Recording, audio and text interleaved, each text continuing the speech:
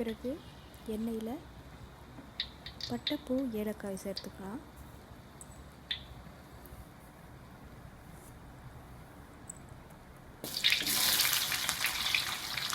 அதோடு கூட வெங்காயம் சேர்த்துக்கலாம்.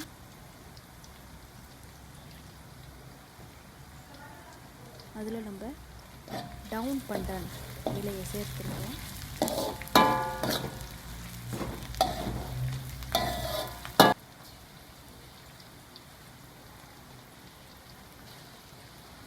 இதில் இஞ்சி பூண்டு விழுது சேர்த்துக்கலாம்.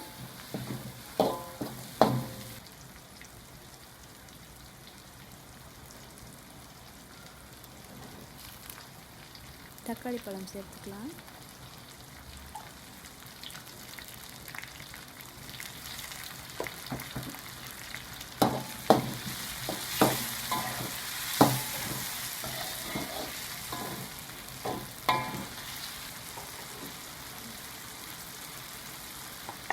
தக்காளி பழம் நன்கு வதங்கினதுமே நம்ம சில்லி பேஸ்ட் சேர்த்துக்கலாம்.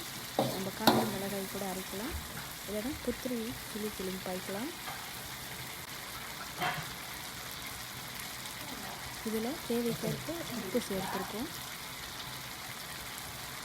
சீனி வேணும்னா போட்டுக்கலாம், இல்லைன்னா பரவாயில்ல.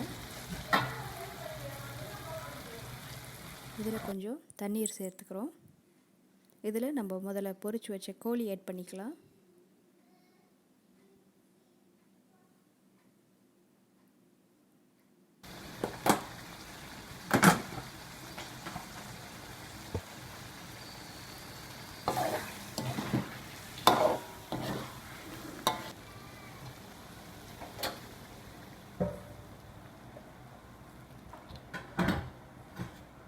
இதில் கொதித்த உடனே வெங்காயத்தை சேர்த்துருக்கோம். இறக்கிறதுக்கு முன்னாடி இப்படி வெங்காயத்தையும் கொத்தமல்லி இலையும் சேர்த்துக்கலாம்.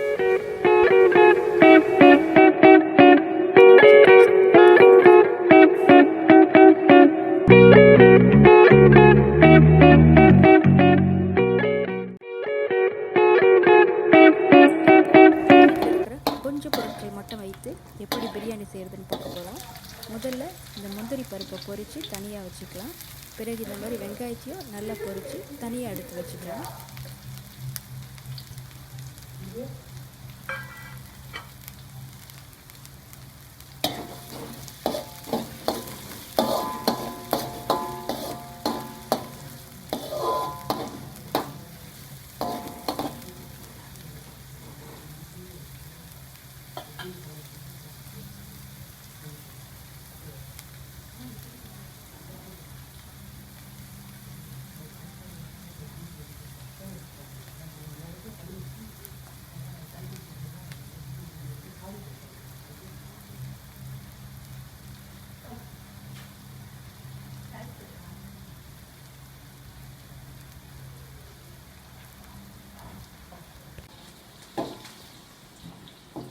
இந்த மாதிரி பொரித்து தனியாக வச்சுக்கலாம். ஏன்னா இதை நம்ம கடைசியாக தான் ஆட் பண்ண போகிறோம். இப்போது சட்டியில் கொஞ்சம் எண்ணெய், நெய் சேர்த்து அதில் ஏலக்காய், பட்டை, லவங்கப்பூ, கிராம்பு, பிரிஞ்சி இலையை சேர்த்துக்கலாம்.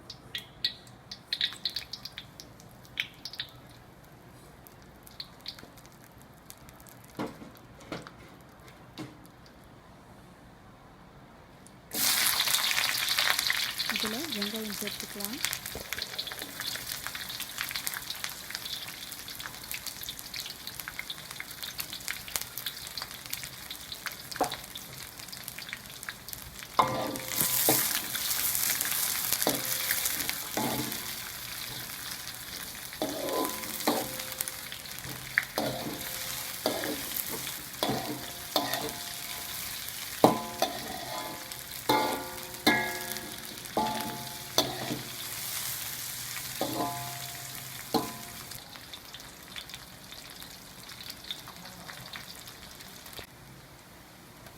வெங்காயம் வதங்கிய பிறகு நம்ம இஞ்சி பூண்டு விழுது சேர்த்துக்கிறோம்.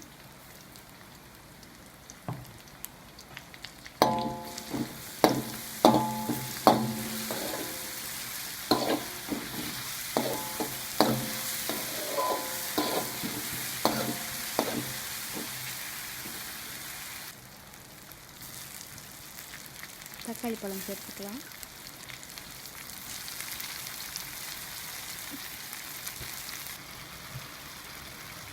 இப்படி நன்கு வதங்கிய உடனே இதில் மஞ்சள்தூள், மிளகாய்த்தூள் சேர்த்துக்கலாம்.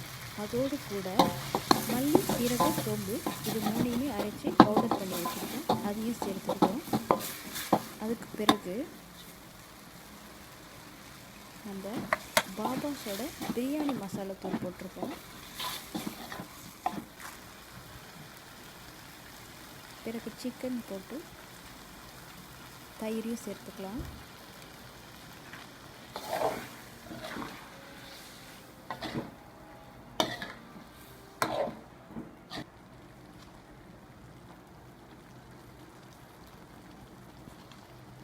பிறகு தேவைக்கேற்ப உப்பு சேர்த்துருக்கோம்.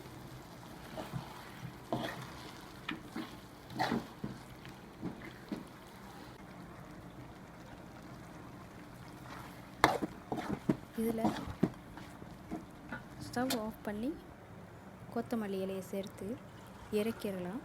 அதை எடுத்து இந்த மாதிரி ரைஸ் குக்கரில் நம்ம ட்ரான்ஸ்ஃபர் பண்ணி தேவைக்கேற்ப தண்ணீர் விட்டுக்கலாம். அரிசியை நான் முதலே பாஸ்மதி அரிசியை 15 நிமிஷத்துக்கு ஊற வச்சு எடுத்து வடித்து வச்சுட்டேன். அதையும் அந்த குழம்பையை சேர்த்து அதில் தண்ணீர் தேவைக்கேற்ப ஊற்றி உப்பு தேவைக்கேற்ப சேர்த்து கொள்ளலாம்.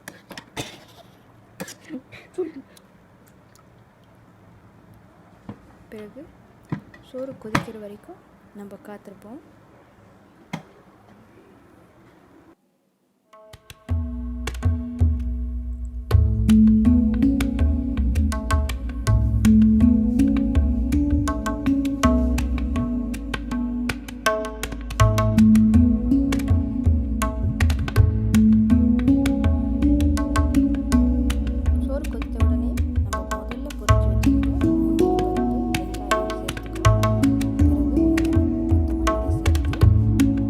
தேவைக்கேற்ப நெய் ஊற்றிக்கலாம்.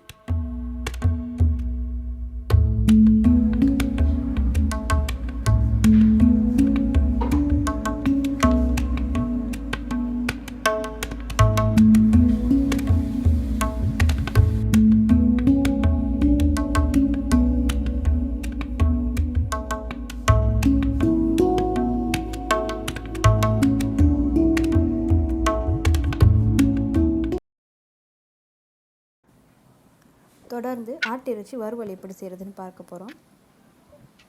இதில் பட்டை, பூ, ஏலக்காய் தேவைக்கேற்ப சேர்த்துக்கலாம். வெங்காயம்,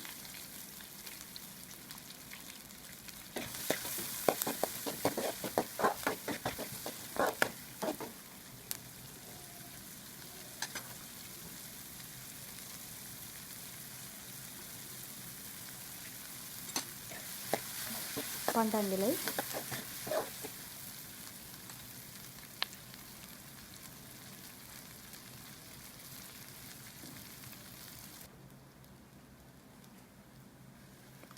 இஞ்சி பூண்டு விழுது,